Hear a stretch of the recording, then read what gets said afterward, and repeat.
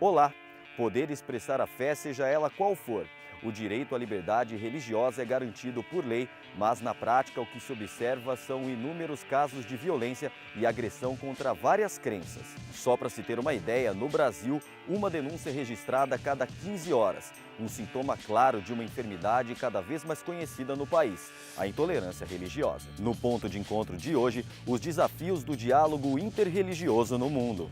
I think that, again, when we see a person's identity being challenged or questioned by someone who just simply has a different identity, we begin to understand we need to reconfigure our entire understanding of politics in relation to religion. De que forma a internet pode interferir nos discursos de ódio contra crenças religiosas? É como se as pessoas não tivessem identidade quando elas entram na internet. Criar fakes, criar imagens que não correspondem à personalidade dos sujeitos se tornou algo mais ou menos comum. E como promover um debate saudável sobre esse tema dentro da universidade? A partir do momento que eu procuro me abrir para o outro, né, a mágica acontece, né? Eu tenho que sair daquela minha visão de segurança mesmo, né? É agora no Ponto de Encontro.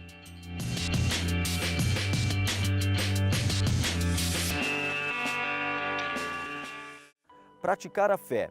Uma escolha individual, mas que pode ser vivida em comunidade. Respeitar essa decisão faz parte do dever de cada um, mas nem sempre isso acontece. O ano de 2016 bateu recorde no número de denúncias de intolerância religiosa no país. Foram mais de 700 casos de discriminação relacionadas à crença. Mas quais serão os motivos que levam a casos tão numerosos de intolerância? Um elemento fundamental que desencadeia a intolerância religiosa é o fundamentalismo, não é? Quando nós interpretamos, digamos, ao pé da letra, as nossas fontes. No caso do cristianismo, o dado revelado, a Sagrada Escritura, também o judaísmo, né? A religião do livro, a palavra, a Torá. No caso do Islã, idem, não é? O Alcorão. Quando se interpreta ao pé da letra o texto gerador da identidade religiosa, eu acredito que aproximamos-nos do risco da intolerância. Nós vivemos numa sociedade contemporânea e que, embora o ethos, né, ou a ética seja propriamente classificada como democrática, há um elemento muito forte desse autoritarismo que implica numa dificuldade muito grande de escuta em relação ao outro. Isso se aplica em todos os espaços, em todos os aspectos da vida social e, ultimamente, de maneira bastante visível também nas religiões, né? I think we live in a time where a lot of the world comes together globally in very interesting ways. But it's also a time that creates for a lot of people confusion and the breakdown of the traditional boundaries of community and religious tradition feel for some people like a threat. And I think it's something that we are just beginning to contemplate, the reality of living side by side with people we do not agree with, and we disagree with, people who do not share our views on traditional issues, traditional cultures. And we see this in some countries in very strong ways, like Brazil is a melting pot of so many different people, same as the United States in some ways. But certain cultures are very traditional and more closed and reserved, and it's very difficult for them to accept difference and to find a way to live with a neighbor that they may totally disagree with. So when you have these conflicts and confrontations and antagonisms between cultures and peoples and ethnicities and races, it's very difficult to sort out, and it's very difficult to understand. Você pode encontrar sociedade sem Estado, mas você não encontra sociedade sem religião.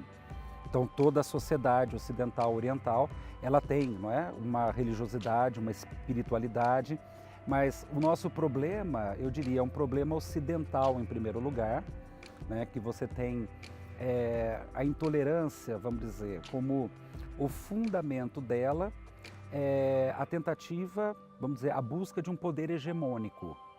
O que eu estou querendo dizer com isso? Antes da Igreja Católica, por exemplo, se tornar católica, que significa, né, universal em 325, com a conversão do imperador Constantino, o que você tem são várias opiniões diferentes. E a opinião é a doxa, né? A famosa doxa, você não tinha uma única doutrina. Então era possível ter uma igreja com opiniões distintas até o momento em que, né, ela se torna um poder hegemônico no Ocidente, também depois no Oriente, e aí, com uma tentativa de universalização, ela vai terminando com a doxa e criando uma ortodoxia. O que é ortodoxia? É o pensamento correto. Então, as doutrinas que vão se estabelecendo e você não pode, né, ter uma opinião divergente, porque daí você acaba, então, sofrendo, né, perseguição, alguma coisa assim. Toda interpretação literal gera intolerância na medida em que nos faz realmente incapazes de levar o texto a uma situação da atualidade, né? Eu diria até uma interpretação, uma adaptação do texto ao contexto em que se vive, né? Então veja, existe um contexto originário do texto quando ele nasce, né? Existe um contexto atual. Então é preciso olhar atrás, né, o passado, é preciso olhar o presente, para que a interpretação do texto ela responda ao momento presente. I teach in a department of theology, so we're just coming to terms with the fact that to describe your religious tradition, you have to engage with another and different religious tradition. This is something very, very new in the history of theology. Traditionally, to be part of a church meant you didn't need to even think about Islam or Buddhism, or Hinduism. But now we have to not only think about it and its reality, but the fact that some of our children want to marry someone from another religious tradition who may have a different set of values, who may have a different understanding of how to live ethically in the world. And this creates a number of interesting scenarios. I would say it's, for some people, very problematic, but for others, from a different perspective, it's a very creative and interesting time. So it depends how you look at it, but I think we're just beginning to understand we need to look at it. Dos ambientes mais comuns de manifestações de ódio e preconceito contra crenças religiosas é a internet. Protegidas pela falsa sensação de anonimato e até mesmo pela superficialidade de opiniões, as redes são os canais preferidos de propagação da discriminação. Uma prática perigosa que expõe o tamanho da intolerância no Brasil. Que o fenômeno das redes sociais, da internet, acabou escamoteando, escondendo esse compromisso. É como se as pessoas não tivessem identidade quando elas entram na internet. Criar fakes, criar imagens que não correspondem à personalidade dos sujeitos, à personalidade visível dos sujeitos, que elas notabilizam socialmente, se tornou algo mais ou menos comum. O que não quer dizer que quando o sujeito usa um fake, usa uma outra personagem que não corresponde a ele na internet, não quer dizer que ele não esteja dando vazão a aspectos e características psicológicas, e de pensamento próprias dele, só que não está assumindo que é dele exatamente. As comunicações possibilitaram ao ser humano, em nossos dias, a interconexão, a interatividade instantânea quase. Então, estamos conectados com o mundo todo, sabemos de todas as notícias, mas muitas vezes nós, como temos assistido aí tantos debates em torno disto, notícias superficiais, notícias muitas vezes permeadas de subjetivismo e de inverdades até mesmo. Toda a questão de fake news que nós temos assistido.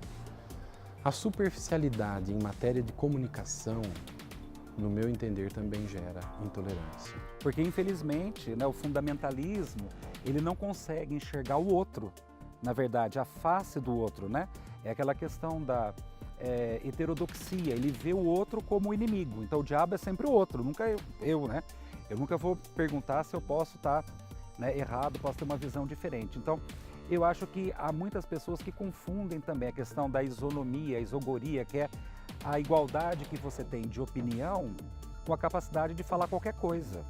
Então, liberdade de expressão não te dá o direito de atacar a pessoa, né? Não te dá o direito, por exemplo, de se exprimir de forma violenta e incitar o ódio, né? E eu falo que o nível de discussão que a gente tem, ele é muito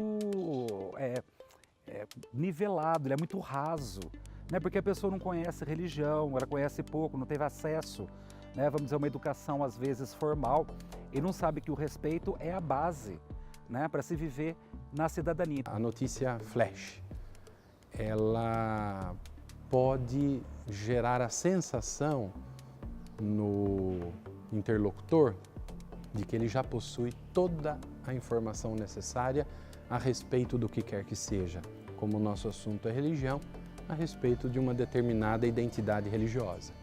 E essa sensação de ser conhecedor da causa pode gerar também arbitrariedades interpretativas. Eu penso que estarmos tão somente no nível de informações imediatistas, não é? Ou até dentro desses fenômenos das redes sociais, né? Das expressões imediatas, não aprofundadas, tudo isso pode gerar desentendimento e sérios conflitos religiosos e intolerância. É nesse ambiente que as expressões autoritárias, elas ganham força. É no ambiente da irracionalidade que a intolerância ganha força. É nesse ambiente que discursos fundamentalistas, que não são fundamentalistas no sentido de que vão buscar propriamente os fundamentos, as origens, as raízes das religiões, as raízes da política, as raízes da economia, mas que vão fazer leituras muito tendenciosas desses fundamentos ou dessas raízes das religiões, da política, né? E da economia. Então, é nesse território que se propaga mais facilmente esse tipo de ação, né? E esses movimentos ganham mais corpo. Portanto, é curioso como é um território descentralizado e, portanto, em princípio democrático, mas ele se torna também, ao mesmo tempo, uma terra de ninguém. Um dos alvos mais comuns do preconceito são as religiões de matriz africana. Os credos estão presentes no Brasil há séculos, mas não são reconhecidos por muitos como uma religião e, consequentemente, sofrem a violência e o vandalismo causados pela ignorância. O Brasil viveu a marca séria da escravidão na sua história. Essa marca ainda gera consequências para a nossa cultura e identidade. Talvez na nossa identidade ainda não tenhamos assimilado totalmente as reais consequências da escravidão em termos da formação da nossa identidade como povo brasileiro. E pode haver até, de algum modo subconsciente, aí, alguma forma hoje de rejeição desse passado conturbado. E nós podemos considerar, são poucos anos, né, desde a abolição da escravatura no Brasil, 1888 até hoje, um pouco mais de 100 anos, né, 100 e poucos anos,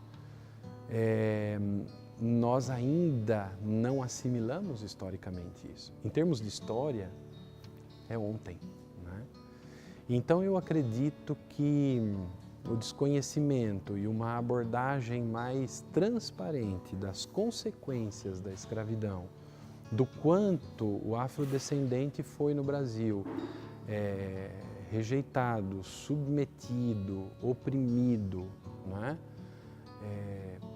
Uma abordagem mais clara deva suscitar em nós um respeito maior pela expressão livre e pela expressão autêntica dessas culturas e religiões. Quando você faz um ato espetacular como esse, por exemplo, de desrespeitar a outra religião, né, chutando, por exemplo, um símbolo religioso de uma outra denominação ou quebrando um terreiro, né, você está conseguindo também, ao mesmo tempo, projeção na mídia.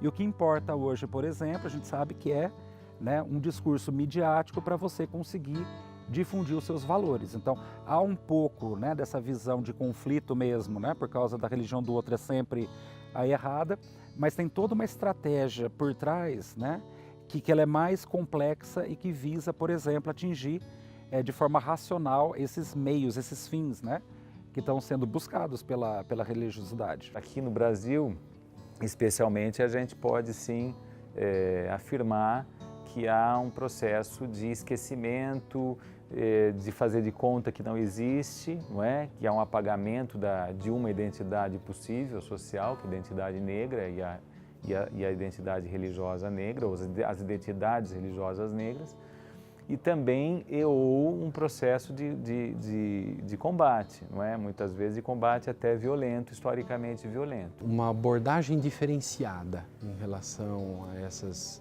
religiões, a essas expressões religiosas, mais respeitosa, abordagem mais respeitosa, poderia acontecer a partir do momento em que nós conhecêssemos a fundo a nossa identidade cultural, a nossa identidade de formação religiosa, a nossa história, não é? A fusão das culturas na formação do que somos hoje como Brasil, o conhecimento da matriz, não é? Dessas culturas e religiões, nos ajudariam muito a uma postura mais respeitosa, sem sombra de dúvida. O africano, quando se inseriu, né, quando veio para o Brasil, ele veio como escravo, né? Então, ele era considerado como um objeto dotado de voz. Então, um objeto que poderia ser disposto como ele quisesse, né, pelas elites mesmo, né, pelos senhores aí, cafeicultores, depois cortadores de cana, quem tinha o poder, já acabou sofrendo porque a religião deles não era reconhecida. Então, de toda forma, né, o sincretismo religioso que vem aí é uma forma de assimilação. Você tem que se tornar, né, católico, é obrigado a fazer isso, do contrário, você não pode exprimir a sua religiosidade. Então, esse é um aspecto histórico, né, que existe na nossa formação, a violência que foi perpetrada pelas elites no poder. O preconceito, ele é um elemento norteador das práticas sociais que implicam em intolerância, não é? E isso vai acontecer também no âmbito religioso. Há questões de lutas religiosas ou lutas entre religiões interreligiosas e intrarreligiosas também, porque você pode encontrar dentro de uma mesma religião disputas internas, tá certo? E que acontecem historicamente de longa data, e há questões que são produzidas em contextos contemporâneos e que também se misturam. Aquelas que historicamente de longa data acontecem se reconfiguram e se misturam também com lógicas contemporâneas. Então, hoje, pensar, por exemplo, nos conflitos entre palestinos e judeus no Oriente Médio, não é pensar de maneira exclusivamente religiosa. Não dá para pensar descolando do fenômeno do capitalismo, do fenômeno do imperialismo, do fenômeno da política econômica e bélica internacional, percebe? E de tal maneira, problema da propriedade, de tal maneira que o problema religioso nunca é um problema em estado puro, não é? Ele sempre está vinculado a outras questões. Mas qual seria, então, a melhor forma de acabar com o preconceito religioso e, principalmente, promover uma vivência real da fé baseada no respeito ao próximo? Todas as religiões se apresentam como detentoras de uma verdade a ser anunciada, né? No caso do cristianismo, para nós a verdade é Jesus Cristo, a partir de um conteúdo revelado, né? Agora, em nome da verdade, não se justificam atitudes arbitrárias. E não se justificam estruturas institucionalizadas de modo rígido e autoritário. Se justificam estruturas institucionalizadas. A religião que não se institucionaliza, ela não perdura. Agora, é fato que a institucionalização que faz uso de uma série de aparatos de organização, de estruturas de poder, de estruturas muitas vezes financeiras, né, para uma imposição arbitrária, não refletida e não assimilada na liberdade dos seus princípios, gera conflito e intolerância. I think that, again, when we see a person's identity being challenged or questioned by someone who just simply has a different identity, we begin to understand we need to reconfigure our entire understanding of politics in relation to religion, in relation to ethics, in relation to violence. And it's something that we have struggled tremendously to do so in the last century, just among many centuries where it's been difficult. So I think these issues, among all issues we look at, are vital to going forward and having a future where we are less violent, for example. But it's something that's terribly difficult still for us to talk about. So I think we're really just beginning to ask very serious questions about where traditional hierarchies and structures of power could be broken down or reconfigured to give us new understandings of how we can relate to one another.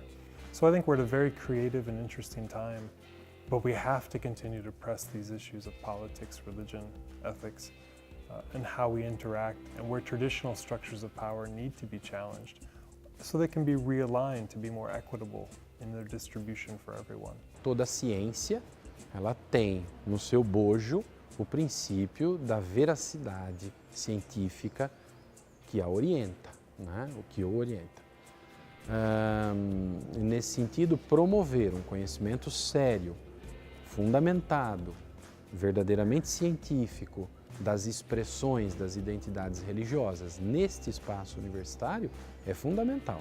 O respeito vai acontecer quando eu sou capaz de ver a identidade do outro de modo bem definido e não querer que a identidade dele se misture à minha identidade e que a minha identidade se misture à dele para virar alguma coisa interreligiosa mesclada e pronto, final. Não. Preservar a própria identidade é fundamental para um diálogo respeitoso. Então isso é na esfera da pessoa que trata, que dialoga com alguém de outra denominação, de outra religião. Isso é uma instituição como uma universidade que tem uma identidade confessional, mas que vai estar continuamente em contato com pessoas de outras identidades, mas ela não precisa abrir mão da sua identidade para dialogar. Antes, eu dialogo a partir da minha identidade, né? Considerando que todos estamos em busca da verdade, né? E todos estamos, acima de tudo, em busca da dignidade, da edificação, da construção da pessoa humana, com todos os seus valores em vista do bem comum. A gente precisa buscar formar cabeças dispostas a construir democracia, né? Eu acho que as disciplinas de humanidade são disciplinas que ajudam a pensar questões como essas, perspectivas assim, né, mais abrangentes, né, uma verdadeira ciência, só caminham para a abertura da disposição ou da disposição dos sujeitos para as conexões livres, né, para a democracia, não é?